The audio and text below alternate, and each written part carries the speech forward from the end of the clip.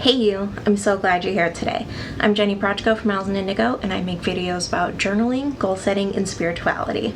Today it's time for my monthly bullet journal plan with me. This month's theme is inspired by the buck full moon of July from my article, The Late Summer July Full Moon Names, which you can find linked below. In these videos, I like to give you extra information about this month's particular full moon and some seasonal background. So let's get into my journal and plan together. Today I'm trying something new. I'm using rubber cement with my watercolor. Later on in the video, you'll see me rub off the rubber cement and we'll be left with a nice white space.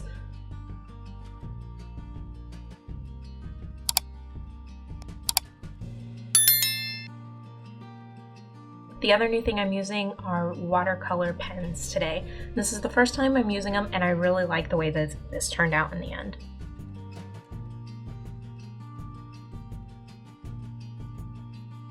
In the Northern Hemisphere, the July full moon corresponds with signs of virility and maturity of animals and a clatter of the skies. At this time of year, bucks begin to grow new antlers and thunderstorms become more frequent, giving the July full moon the most common names of the buck moon and the thunder moon. This moon told our ancestors who lived off the land that this was a time to harvest wheat and the other crops were halfway grown. The most common signs of the buck full moon and the thunder full moon are seeing bucks with new antlers and hearing the clash of thunder during more frequent storms. This moon also served as a signal to the midway of the growing cycle for the settlers. The buck moon and the thunder moon reminded them to reap the wheat and keep an eye out for any dangers to the crops that might affect their harvest in the fall. Other names for the late full moon summer moon are thunder moon, buck moon, deer moon, hay moon, Cray moon, blessing moon, ripe corn moon, hungry ghost moon, summer moon, mead moon, the moon of claiming, and the moon of middle summer.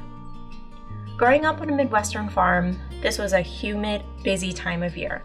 My father and grandfather, and now my youngest brother, were always in the fields tending to the crops for our two farms. There are also cutting, mowing, raking, and round baling hay for our family hay baling business on the other farmers' land in the area. As a child, my mom and brothers were always heading out to the fields to bring them lunch, extra water, and sometimes extra net or twine for the hay bales. When they brought home the hay bales for our farm, my cousins and I would play on the stacked round bales. I spent many days on top of the hay bales reading and playing with the farm cats in July. You can read this article and see the rest of the full moon names in the link down in the description.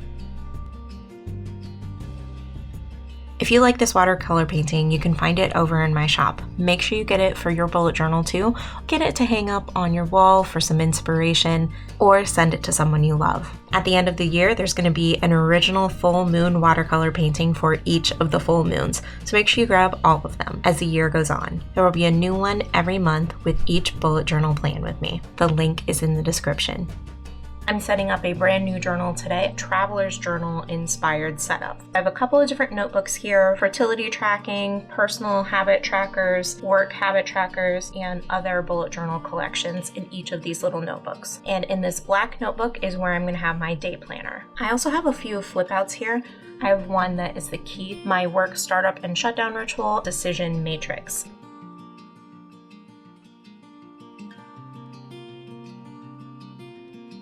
If you like this video, then you might also like my stag and deer tarot card article and video. In the article, I go into what the animal means in the tarot and what it means to me. It's linked down below.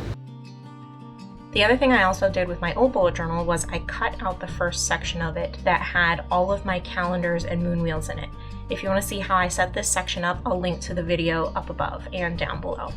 But I'm just going to be tucking this into my traveler's journal setup. So I'm not going to be keeping any of my pages except for those cover pages with the full moon watercolor paintings on them from that other journal. There's nothing special in the journal that I want to keep a record of, so I will be recycling it once I'm done and get the rest of those cover pages out. Next, I'm moving on to my monthly overview spread. I'm using a Crayola Super Tips marker and some washi tape today to dress up the page a little bit. And my trusty Dymo label maker to make a label of 3 exclamation points for the most important things of each week for the month and also for the month. Next, I'm writing in the week numbers. I've got week 27, week 28, week 29, week 30, and 31.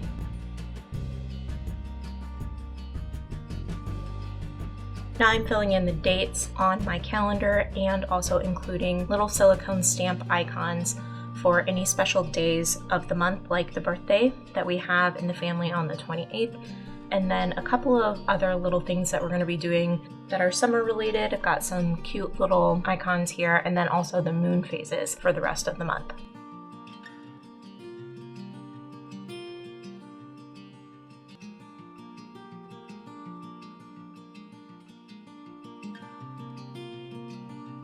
This is my weekly spread. I like to have a column for my design tasks and my regular tasks throughout the month, and then I'll put the week number up here at the top. And I keep it really simple. I just do M, 2, T, 3, and so on for the dates. And then I have my total design tasks for the week, overdue tasks, and complete tasks. And then this red circle around a dot is an overdue task. And then I write the top 3 priorities for the day, and then I have my hourly log down here. Then I like to finish off my weekly spread with moon stamp icons at the top and any other special event icons. If you like thought-provoking journaling prompts, make sure you check out my private monthly spirituality journaling prompts that goes out on the 1st of every month. You'll receive a private email from me, the secret monthly spirituality journaling prompt, a private video explanation, and a peek into my private journal entry for the exact same question. Sign up now before the 1st. The link is in the description. Make sure to like, subscribe, ring the bell, and share this video to grow the Owls and Indigo tribe.